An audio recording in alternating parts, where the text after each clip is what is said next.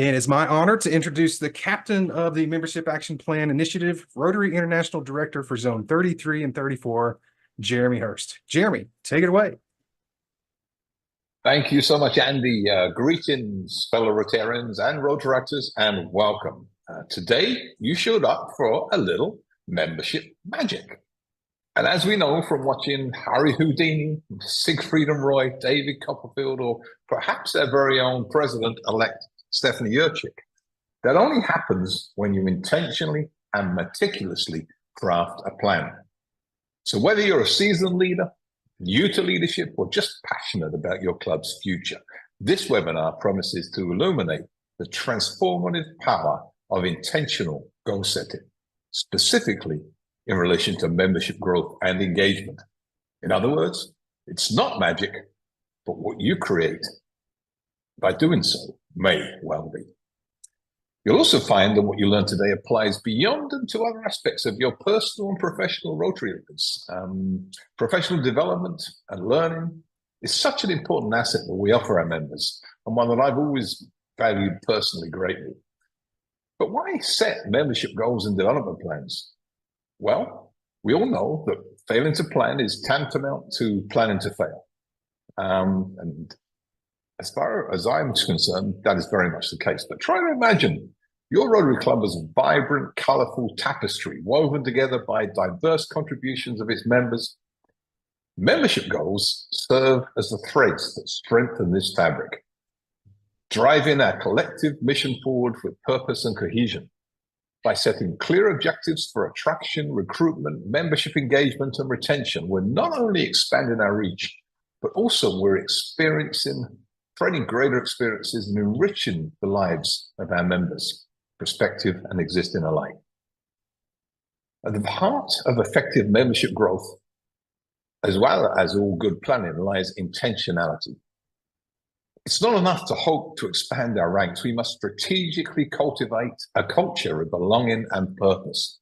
Intentional goal setting prompts us to assess our strengths, identify areas for improvement, and align our actions with the core values of Rotary, with our clubs, our community, as well as aligning us to the priorities of our action plan.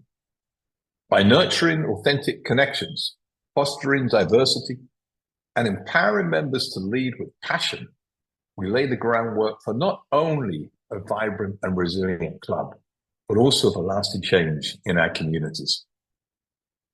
As we envision the future of our Rotary and Rotaract clubs, it's also essential to embrace a multi-year perspective in our membership planning. Multi-year goals provide us with a roadmap for sustained growth, guiding our efforts towards long-term sustainability and impact. And this continuity builds year-on-year momentum. By setting ambitious, yet attainable and realistic targets for growth, engagement, and sustainability, we lay the very foundation for our clubs and our communities, not just to survive, but to thrive. Not just for today, but for generations to come.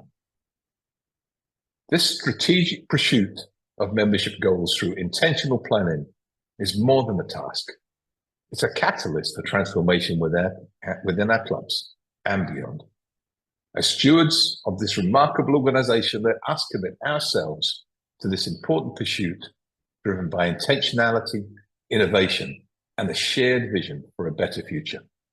Together, let's unlock new possibilities, forge deeper connections, and elevate membership to unprecedented heights of impact and influence.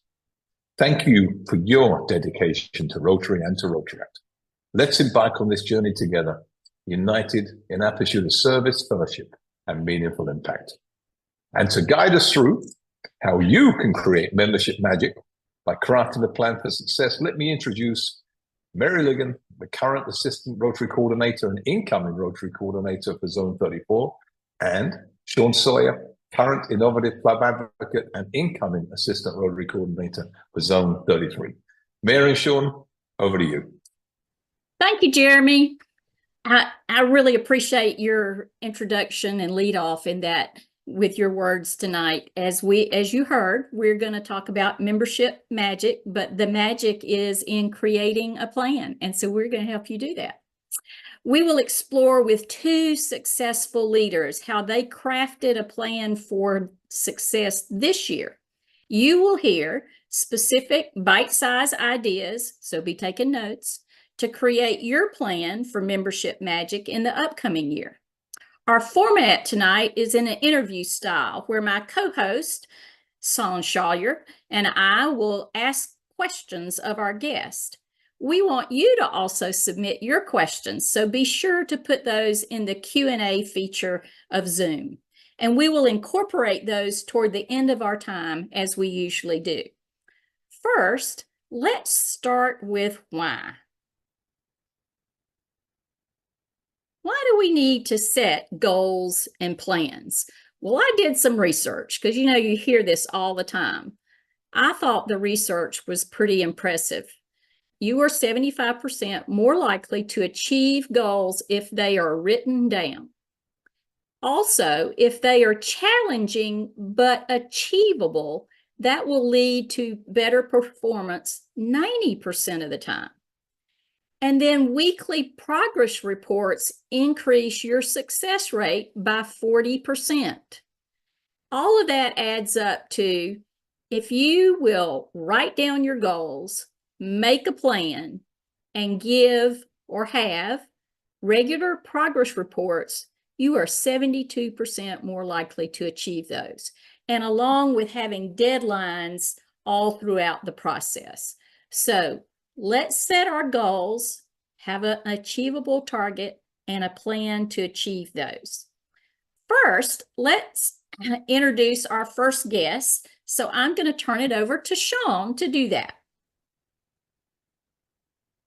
Mary, thank you very much for doing that. This first gentleman who's going to be speaking with us this evening is David Long. He's a 20-year Rotarian, currently serving as the president of the Buchanan-Upshur Rotary Club in Buchanan, West Virginia, and beginning July 1st, will be District 7545's membership chair. He has had great results in growing his club as its leader, and we all plan to see him do the same thing at the district level, beginning in just a few short weeks. So David, welcome. Let's start with this. As president, what was your primary goal? Thank you, Sean. When I became president, I shared with our club that I wanted to see our club grow. There was a previous club in Buchanan who had forfeited its charter, and when that happened, I knew, and a group of us knew, that we had to start a new club. I could recall the old club having, 60 to 70 members, and most of them were active members, weekly active members. And I knew starting a new club that I could see it growing to what the previous club was and what the people of our small community here in Buchanan were used to seeing with the Rotary Club. So let me ask you then, how did you start developing and sharing your plan to accomplish those goals? Well, Sean, I speak of membership at every meeting, and openly I encourage our members to talk about Rotary whenever they can, wherever they are, and like I said, I believe it's important to be seen in the community as Rotarians. Whenever we have events, we want our members to be seen out in the community. We have Rotary vests, we have shirts, we have badges. I think it's important for our members to be seen when we're out doing the work and the service projects and the different things that we're doing. And sometimes that opens the door for a conversation with a potential member, that may want to come and join our club. Right. So you recognize the need to be present and visible because you believe those things will assist with your club's growth. So let me ask you, what other goals did you set and how did they become part of your plan? Or maybe asked differently, did your efforts involve attention on any aspects intended to strengthen your entire club and not just in terms of membership? Oh, absolutely. Yeah. A couple of other goals I had set. Our previous club had a relationship with the Special Olympics in West Virginia, and I wanted to rekindle that relationship. So we actually started a new relationship, with Rotarians working with the Special Olympics. They had the Special Olympics of West Virginia State basketball tournament here in our small town this year, and believe it or not, they'd never had a public service announcer for their basketball tournament. So I volunteered to be the basketball announcer, and other Rotarians came and helped in whatever was needed, even if it was just giving those special athletes a hug, if they made a layup or even if they didn't, they love their hugs. So, and I think this has put Rotary in our town back on the map and being seen again, working with the Special Olympics, and it's letting those people in our community see Rotarians at work again. All right, David, I'm gonna get real honest with you. That's all fantastic stuff. And I'm so glad that your club had the opportunity to do that. But some of us have been there. I'm gonna guess it's one thing that the leader has to believe these things are important, but it could be quite another to get an entire club to buy into your vision. Did you implement any kind of survey or a similar tactic or technique to determine how your ideas would be embraced by the entire club? Yeah, sure did, Sean. At the beginning of my year as president, I made a survey, a paper survey, gave to those who were in attendance at the meeting, and also emailed it out to the other members who weren't there that day. And believe it or not, when you send a survey, you never get a response from everybody. I actually got a response from every member. And then I shared those results back with the club, our strong points, our weak points, what we need to work on, what we need to build on, what may be okay with the club. And then I share those results periodically at meetings, like, hey, here's something that was on that survey and something that we said we need to work on or build on to make our club better, stronger, and bigger. Right. David, that's all fantastic. Thank you so much for sharing just a few of the important elements involved in having led your club to those successes this year. And in fact, you've actually perfectly set up the next portion of our call. Andy has dropped a sample club planning template into the chat. And I will also remind everybody that there's already a fantastic club survey assembled and made available to all of our clubs through the Membership Success Center in MAP, accessed through DACDB. So with that said, I'm going to turn the mic back over to my co-host, Mary, so that she can move us forward toward the next angle that we want to use to show and discuss the importance of planning. Mary? Thank you, Sean and David. That was great tips for us to hear. And I could tell that you'd been through a lot of those things we showed on the slide about how to increase your success with setting goals and plans. So let's bring in Don Harris into this conversation. Don is the current district governor for 6980 down in Central Florida. Through his leadership, the district has gone from a net loss of 8% last year to currently plus 10% as of May 1st this year. Don, what are some elements in your plan that were critical to success? Well, thank you, Mary. There are several keys to the success that we've achieved so far. As David shared, though, being to articulate the why membership growth is necessary and is critical for Rotarians to engage. As I reflect on our journey, just like David mentioned, we crafted a vision for our district, and our Rotarians, from leadership to district staff to brand new Rotarians, embrace the vision. After addressing that why, or the importance or the impact of having continued membership growth, the other primary factor for our district was to lead by example, and we implemented a district membership action plan. Our plan really began with a membership, with a realization back in October of 2022 of the depth of our membership challenge.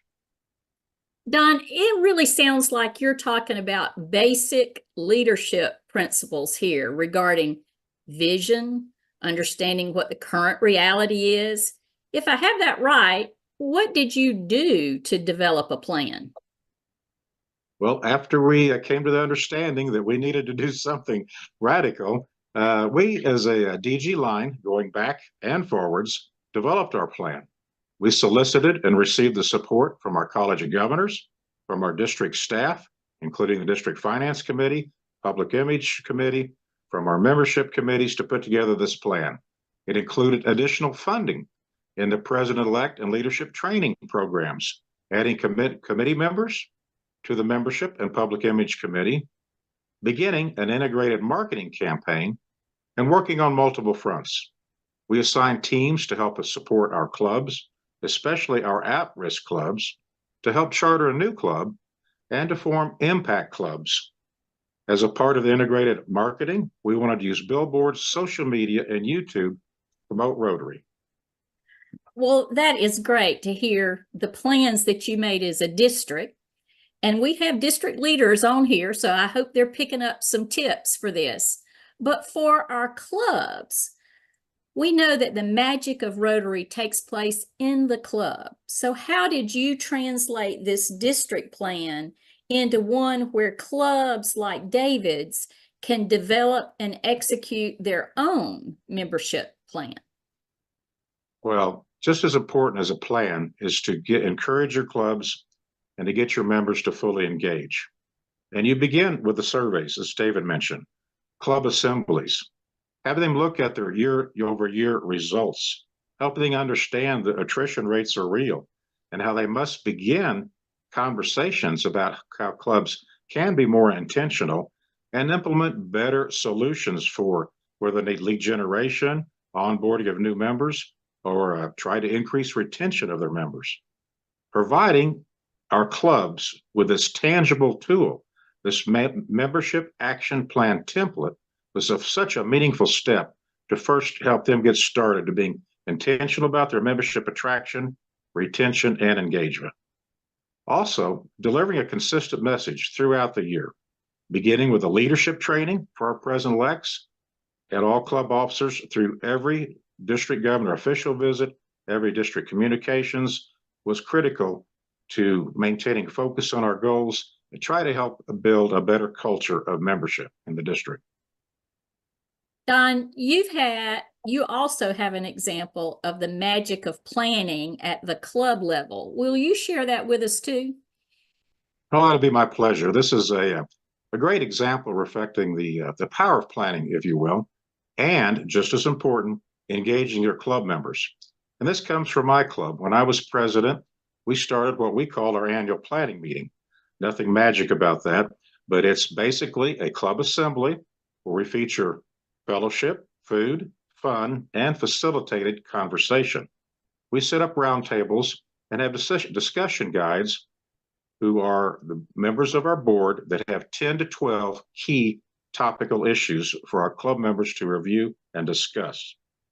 Our first session was basically a SWOT analysis where we were analyzing our club's strengths, weaknesses, opportunities, and threats. This has evolved to an annual review of our leadership, our projects, fundraisers, programs, speakers, policies, even dues, etc. The power of this event is your club members, your fellow Rotarians, have a voice in your planning. When they understand that their voices are being heard and they witness club leadership integrating their opinions into the club plan, you have a very powerful team with you, working with you to help achieve your club objectives. At our first meeting, one of our significant goals was to work towards increasing membership from 33 to 75 members the next 3 to 5 years. We accomplished that in 22 months. Our club grew to 100 members in 5 years. A key component of this meeting is to make sure that the feedback you get from the members, you provide back to them in the collective voice within a month or two in another club assembly to let them know that as leadership, you heard what they said and let them know what your plans are. This type of event or any club assembly is a great way to implement your club's membership action plan using the template provided by the zone. Oh, I think you just hit the nail on the head with planning works. Yes, it does. Yes, it does. So thank you, Don. Thank you, David. You have heard from 2 successful leaders that membership magic is based on goals and plans for more irresistible clubs. You have data from the MAP Membership Success Center that can help craft your goals and strategies for success. We've given you templates that we've referred to and dropped in the chat tonight that can be used to write down your goals and plans. And we have even provided the statistics that confirm the why you need to do this to be successful. So what additional questions do you have for Don or David or anyone else? We'll drag in the experts as needed. Do we have some questions? Mary, there was actually one put in the Q&A. Sounds Okay. like it sounds like for David. David, if you wouldn't mind reviewing what it was that you said that you talked about doing to keep the membership visible each week in your club. Oh, sure. Yeah. So if I can understand the question, when we're out doing service projects out in the community, we bought vests that have the Rotary on them, Rotary Club Buchanan Upshur. So we'll wear the vests when we're out doing community service, or our Rotary shirts if members have those. And it's important, I think, to wear those when you're out doing these projects so people can see that Rotary emblem. People can see that the Rotarians are out there, doing the work. And I think that's really important. And then when they do see that Rotary emblem, that may lead them to ask, hey, what is Rotary? And then we can explain what it is. We can invite them to a meeting or to sit down and give them the paper napkin version if you want to. And so that's what I think maybe they were referring to. Okay, great. Thank you, David. So as a reminder, we do have a question about how do we access the templates. We've dropped links in the chat box to the club planning template, and you can also find those on the Zone website if you search for membership plan template. But the easiest way is going to be to check the chat box right now. I think it just got dropped in there again. And one other question I'll take before we move to the next one is, how do we obtain these shirts and vests? David, I think that was another example for you to answer. Did you have a source?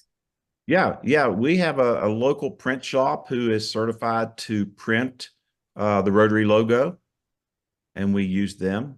So we'll just take orders when people want to get new shirts made, or they can go individually if they want to get one done on their own. So that's how we get the shirts and vests made. There is a local print shop who is certified to print Rotary items. Great, thank you. Mary, if I could add to that too, the Rotary has a complete list of certified vendors. So you can go to Rotary International and check for somebody in your area, or a lot of us use Russell Hampton in addition to our local vendors. So yeah, Russell Hampton's a good one. Yeah.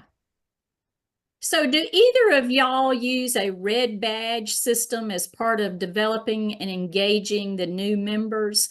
We don't all call it red badge, but it's part of that bringing in new members and getting them oriented and involved in the community, in the Rotary Club immediately.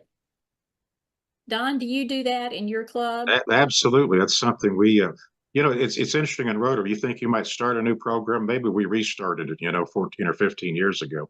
But the red badge is critical. You have a list of activities that the Rotarians, you want them to follow as part of their onboarding. So you want them to do the activities that get them engaged, get them on a committee, because when we lose new Rotarians, it's because we don't get them engaged. We would need them to get more engaged as sitting in the room during our meals or meetings. We want them to actually get on a committee and do different things like visit another Rotary Club, go to a district meeting, go to a board meeting. I don't remember all 5 or 6, but essentially that helps assign them not only a sponsor, but a mentor to help them get more familiar with the Rotary in the club. Right. David, what about you? We don't really have the red badge, as you say, Mary, but we do foster those new members into activities, and we encourage them. Our biggest fundraiser is a blood screening that we do several times throughout the year. And we encourage those new members to come and help at those blood screenings and see, what Rotary does or what we do when we're out doing these service projects. So we don't have an official red badge, as you mentioned, but we do very closely follow those new members and foster them along to help them grow. Great. Mary, if I could add to that, they're also on the Zone website. If you put in the search box of that fantastic engine that's been created, membership, you'll get all kinds of listing of tools that you can absolutely R&D, rip off and duplicate. The scavenger hunt, the roadmap. There's a little bit of a plug for MAP as well in there. Yeah.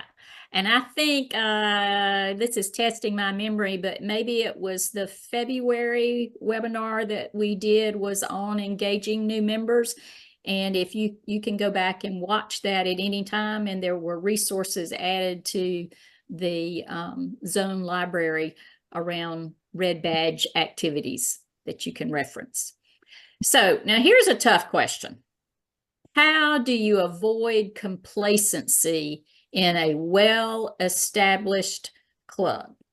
Don, I'm going to kick that one to you because David's is a pretty new club, but he can probably add some since they were an old club that lost their charter, and it might have been due to complacency. But Don, you give that a shot first, please. That is a critical issue across the United States, across a lot of our districts. And probably the best thing, if you can help your club leadership and your club members understand, you really need to bring in new members. You have to put together a plan, because if you get too complacent, we're having great success in our district. We've got a 60-year-old club that's probably going to be shutting its doors because they've gotten old, complacent. They haven't worked the last 4 or 5 years to bring in new members. The best way to avoid that complacency is bring in energetic spark plugs, new young members that want to make an impact. They want to change the world. They want to put their mark on, helping their community, becoming involved in their community, and helping their clubs. So you have to bring in new members to avoid that complacency. You really do. David, any additional comments on that? And if not, I got another question. No, I think he hit that on the head pretty good. I shared a quick story with Sean though the other day. We were doing a blood screening, and we have a gentleman who's involved in a theater here in our town. And real quickly, as he was welcoming the people in, marking them off by name on the sheet, he was doing that in his theater voice or singing their name, and people were making comments about, wow, these Rotarians are having a lot of fun. We're not some sticky old club. And I think that's another important thing that may help avoid that complacency when they see that we're not some fuddy-dud club. We want to have fun and at the same time help our community. Yeah, having fun's important. So how did you talk, in quotes, about membership at each meeting? Yeah, I said I talk about membership. Maybe I should say I mention membership at every meeting. And I encourage our members every meeting to invite a friend to a meeting. Maybe not a prospective member, but they may turn out to be a member when they come to our meetings and they see what it is that we're doing. We're having fun, and we're not just a lunch meeting. We have fun at our meetings. But at every meeting, I mention membership, and I encourage our members to talk to people about Rotary and invite them to our club. Right. Don, how'd you talk about membership? I made it a part of my every official visit, from our pets training to the leadership assembly to the actual Vibrant Club workshop, a culture of membership. And it was just part of my comments, because we wanted everybody, of course, the presidents had heard it, but not every Rotarian got to hear it. We wanted them to understand why it is important that we grow membership.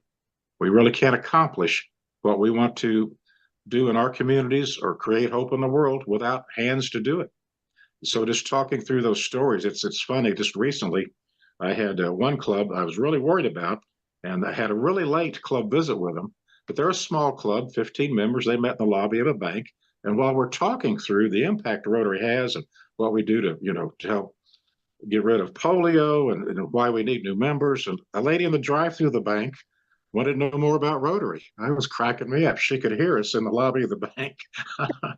But so, we're just trying to make a culture of it. So we're always conscious. We're always intentional about, we don't want to add new members for members' sake. And we don't want to add the wrong kind of members. We want to make sure we have the right people that have the right servant leader heart to become a Rotarian, if you will. So we want to be very intentional about that, but it's just got to become second nature. Yeah. So Grow more to do more, right? that's correct. It works. So, do either of y'all use mentors for your new members? And if so, how are they selected or trained? Not every club does that, but some do. Do either of y'all have an example with that? We do not, Mary. Okay. Don? Our club has discovered, we used to try to have our sponsors serve as the mentor, but that didn't work out quite as well. Typically, it's better if because a lot of our sponsors, we have maybe a few, I'm talking about my club, there's 40 clubs in my district and they each handle a little differently. But in our club, we try to get someone else to be the mentor and work with them on the Reg Badge program. And sometimes they may be a member of the membership committee, quite often, but is how it works out. So they have somebody to go back to if they have questions. They can still work with a sponsor, but someone to help them through the Red Badge program that's different from their sponsor, who might be a friend and really not a good mentor. They're a better friend than they are a mentor, if you know what I'm saying. So we tried to separate that. Great. Anything else? Sean, you have any other comments, tips that you'd like to add? I think Dawn mentioned what I might have added to that last question as far as an answer goes. It's in our club, there was a time when we had a trend where sponsors, all they were responsible for was bringing in the new person, standing up front, posing for the picture, pinning on the lapel, and then waving as they rode off into the sunset. And here recently with some, new continuity and leadership and some multi-year planning with visioning and things that's been going on in my club. Now you don't just get to wave goodbye once you bring somebody in. You're very much on the hook, so to speak, moving forward and encouraging that person and explaining to them what the value proposition is. It's not so much why you joined the club. I think it's much more important as to why you stay in the club. And to that, you have to find your own answer, but sometimes it's easier to find it if you're led by the right person. Great. Thank you. Well, we have come to the end of our time tonight. We appreciate your attendance with us. I believe there may have been some additional questions in the chat. Hope those got answered by our team that was participating in that. And I am going to turn it over to Andy to wrap us up with this and let us know about what's coming up in June. Thank y'all for being with us tonight. Thanks, Mary. Thank you, Mary.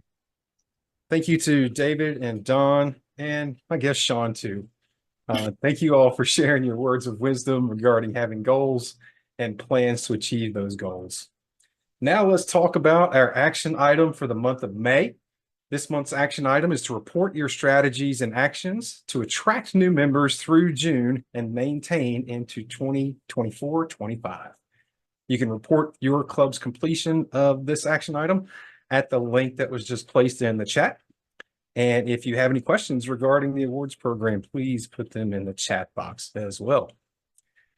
Our next MAP webinar will be the top 10 tips for membership growth. That'll be on Monday, appropriately June 10th at 6 p.m. Eastern. You can register for that webinar on DAC-TV and also at the link in the chat. Thanks for attending this evening, and we will see you for the top 10 tips for membership growth on Monday, June 10th.